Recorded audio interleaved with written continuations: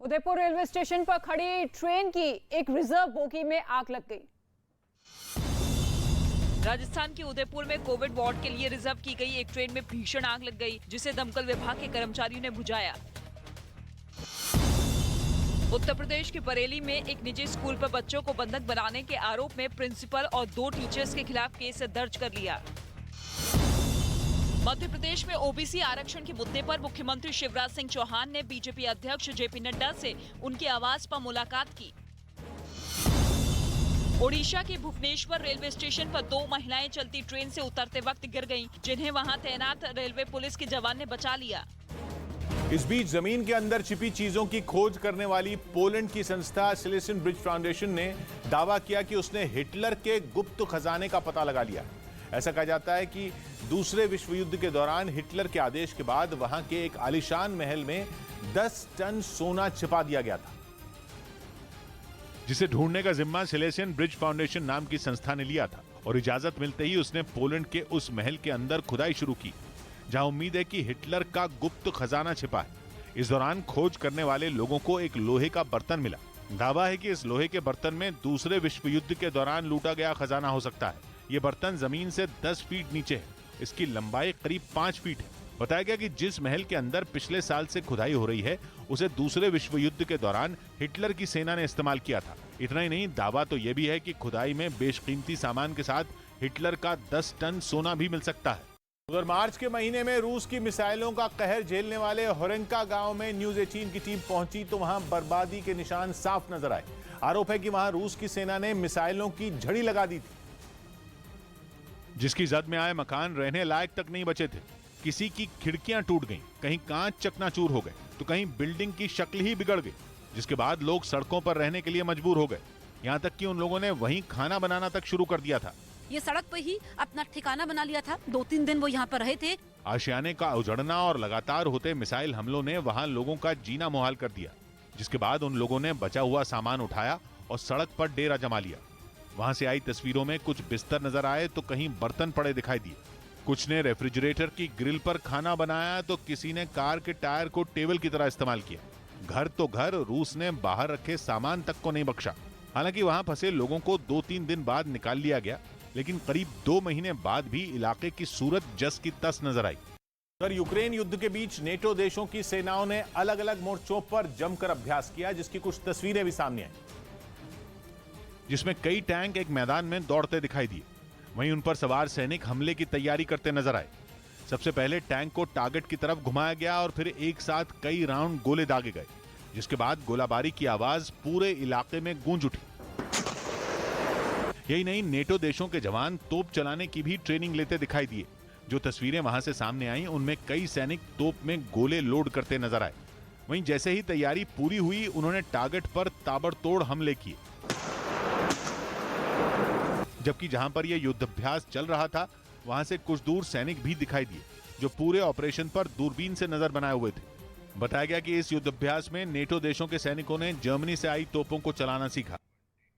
और रूसी सेना यूक्रेन पर बड़े हमले की तैयारी कर रही है। रूस ने यूक्रेन की सीमा पर बड़े पैमाने पर रॉकेट लॉन्चर तैनात कर दिए हैं, जिससे अंदाजा लगाया जा रहा है कि रूस फाइनल युद्ध की तैयारी में है। रूस हमले तेज कर सकता है और इसके लिए रॉकेट लॉन्चर की तैनाती बढ़ा दी गई है रूस की तरफ से। और ऐसे में अंदेशा लगातार अब ये है कि अब एक फाइनल युद्ध की तैयारी में है रूस यूक्रेन के खिलाफ।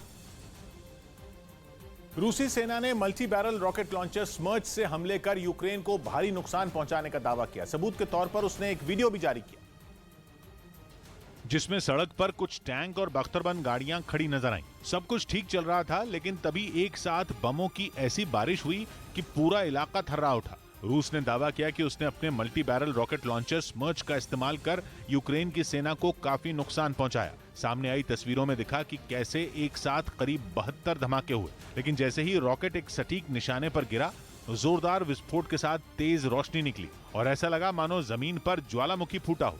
इतना ही नहीं, रूस का हमला इतना जोरदार था कि कुछ गाड़ियां तो देर तक आग की लपटों के बीच घिरी नजर आईं। वहीं जैसे ही रॉकेट हमले का शोर थमा, आसमान में धुएं का गुबार छा गया। और जिस खतरनाक मल्टी बैरल रॉकेट लॉन्चर स्मर्च से रूसी सेना ने यूक्रेन पर हमले का दावा किया, उससे जो रॉकेट दागे जाते हैं वो क्लस्टर बम की तरह काम करते हैं। यानी एक रॉकेट जब फटता है तो उससे 72 छोटे बम निकलते हैं जो करीब 1 किलोमीटर के दायरे में तबाही मचाते हैं, जबकि इस मल्टी बैरल रॉकेट लॉन्चर से एक साथ ऐसे 12 रॉकेट दागे जा सकते हैं। जम्मू कश्मीर के रामबन में आतंकियों का ठिकाना पकड़ा गया। जम्मू कश्मीर के रामबन में सुरक्षा बल ने हथियारों का जखीरा बरामद किया। कांग्रेस नेता अधीर रंजन चौधरी ने गृह मंत्री अमित शाह को एक खत लिखा और पाकिस्तान से आए हिंदुओं की मदद करने की अपील की।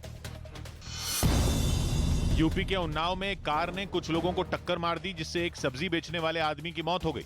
वहीं भुखमरी से लड़ रहे श्रीलंका में गृह युद्ध छिड़ने की आशंका है। 2 दिन पहले वहां जबरदस्त हिंसा हुई थी, जिसके बाद वहां के प्रधानमंत्री महिंदा राजपक्षे ने इस्तीफा दे दिया था। लेकिन लोगों का गुस्सा शांत होता नहीं दिख रहा। वो कोलंबो और श्रीलंका के बाकी हिस्सों में वैसा ही तांडव कर रहे हैं जैसा 2 दिन पहले किया था। घरों को फूंकने और हिंसा की वैसी ही तस्वीरें एक बार फिर आईं। श्रीलंका की जनता का कहना है कि वहां की दुर्दशा का जिम्मेदार राजपक्षे परिवार है। खबर है कि डर की वजह से महिंदा राजपक्षे नेवल बेस में छिपकर बैठे हैं। यही नहीं, उनके बाकी मंत्री भी बचते फिर रहे हैं, क्योंकि लोग इतने गुस्से में हैं कि अगर वो उनके सामने आए तो उनका बुरा हाल हो सकता है। श्रीलंका में गृह युद्ध जैसे हालात बने हैं, उसका जिम्मेदार राजपक्षे परिवार के 5 लोगों को माना जा रहा है, क्योंकि इस राजनीतिक परिवार के इन्हीं 5 लोगों के पास देश के सबसे बड़े मंत्रालय थे। कहा जा रहा है कि राजपक्षे परिवार के इन 5 लोगों के पास देश का 75% बजट था, जिसे उन्होंने अपने स्वार्थ और लालच में लुटा दिया और लंका के लोगों को भूखों मरने के लिए छोड़ दिया। लंका में पिछले 1 साल में जरूरी चीजों के दाम 200% तक बढ़ चुके हैं।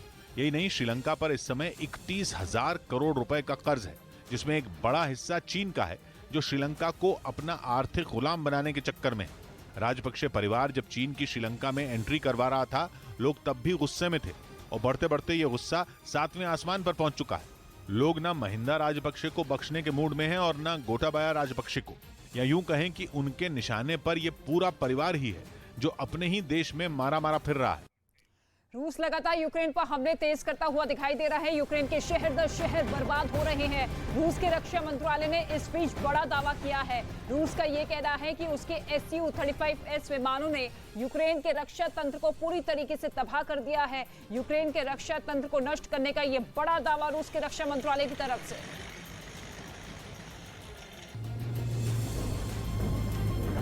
तो यूक्रेन के खिलाफ रूस ने बड़ी तैयारी कर ली है और ऐसे में रक्षा मंत्रालय की तरफ से बड़ा दावा किया गया है कि यूक्रेन के रक्षा तंत्र को पूरी तरीके से नष्ट किया जा चुका है और इसके साथ ही सीमा पर रॉकेट लॉन्चर की तैनाती भी बढ़ा दी गई है और ऐसे में फाइनल युद्ध की तैयारी में पुतिन की सेना दिखाई दे रही है। दूसरी तरफ रूस से तेल और गैस के इंपोर्ट पर पूरी तरह बैन लगाना यूरोप के लिए मुश्किल साबित हो रहा है।